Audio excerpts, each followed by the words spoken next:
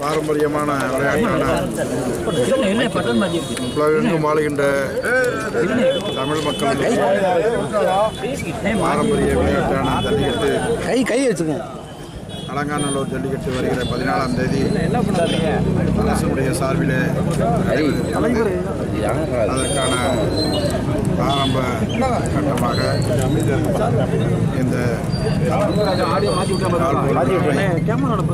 மாவட்ட ஆட்சித்தலைவர் அவர்களுடைய தலைமையில் சட்டமன்ற உறுப்பினர் அதே போல ஈஓ இங்கே இருக்கக்கூடிய கிராம கமிட்டியைச் சேர்ந்திருக்கிற ஒரு நண்பர்கள் அனைவருடைய முன்னிலையிலே